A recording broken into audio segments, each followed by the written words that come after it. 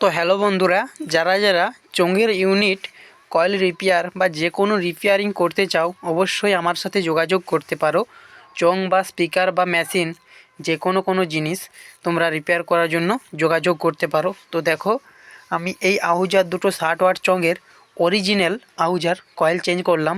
তো সাউন্ডটা কেমন আসছে একটু শুনে নাও।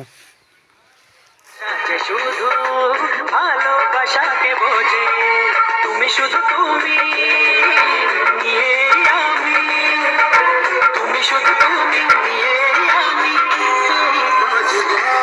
কত স্বপ্ন দেখি নয়ন, কত স্বপ্ন দেখি মন, কত স্বপ্ন দেখি নয়ন, কত স্বপ্ন দেখি